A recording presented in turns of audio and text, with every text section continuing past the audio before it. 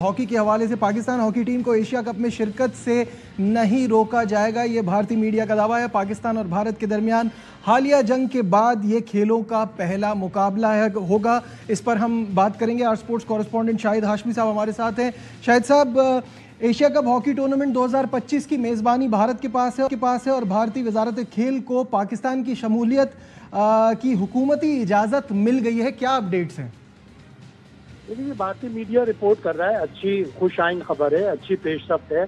और ये पिछले 2 महीने से पाकिस्तान हॉकी फेडरेशन भी एशियन हॉकी फेडरेशन से और इंटरनेशनल हॉकी फेडरेशन से राब्ते में थी कि 2 टूर्नामेंट इस साल भारत में होने हैं। पहले एशिया कप अगस्त सितंबर में और फिर उसके बाद नवंबर में जूनियर वर्ल्ड कप। उसके भी ड्रॉस का ऐलान हो गया है। तो पाकिस्तान को ये एक अश्योरेंस दी जाए कि पाकिस्तान को भारत की हुकूमत वीज़े देगी और पाकिस्तान की शिरकत को यकीनी बनाया जाएगा।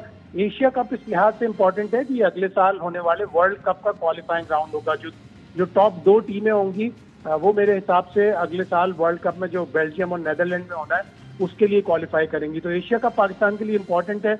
और अब ये खबर कि हॉकी इंडिया को उनकी गवर्नमेंट से यानी उनकी यूनियन होम मिनिस्ट्री से और मिनिस्ट्री ऑफ एक्सटर्नल अफेयर्स से इजाज़त मिल चुकी है कि पाकिस्तान को दौरा करने के लिए बुलाया जाए और उनको ना रोका जाए। पाकिस्तान हॉकी फेडरेशन ने इस खबर को अच्छी खुशाइन खबर करार दिया है, लेकिन साथ ही साथ ये भी कहा है कि हमारा दौरा हुकूमती इजाज़त से मशरूत होगा, जो कि यकीनन पाकिस्तान की हुकूमत दे देगी। पाकिस्तान ने कभी भी खेलों और सियासत को एक साथ कभी भी नहीं। लेकिन शाहिद साहब, जो ये पिछली बार पूरा सिनेरियो हुआ था एशिया कप क्रिकेट को लेके, जिसके बाद ये फैसला हुआ था कि हम भी नहीं जाएंगे, वो अगर नहीं आ रहे, फिर चैंपियंस ट्रॉफी वाले में भी यही सारा सिनेरियो बना रहा था, तो क्या उसके बाद हमारा जाने के भी चांसेस बन रहे हैं? बिल्कुल बनेंगे, इसलिए कि जैसे मैंने कहा ना आपको कि पाकिस्तान की हुकूमत ने, पाकिस्तान की जो भी हुकूमत होती है, चाहे वो पिछली हुकूमत हो, उससे पिछली हुकूमत हो, पाकिस्तान ने कभी भी खेलों को सियासत में मुलव्विस नहीं किया। पाकिस्तान ने जब हमारे साबिक वजीर खारजा और अब पीपल्स पार्टी के जो चेयरमैन है बिलावल भुट्टो जब इंडिया गए थे, उस वक्त भी उन्होंने कहा था कि हम कभी भी खेलों को सियासत के साथ मुलव्विस नहीं करेंगे, एक साथ नहीं रखेंगे। और 2023 के वर्ल्ड कप में पाकिस्तान की क्रिकेट टीम गई भी थी, बावजूद इसके कि इतनी धमकियां थी, बावजूद इसके कि तनाव था उस वक्त भी।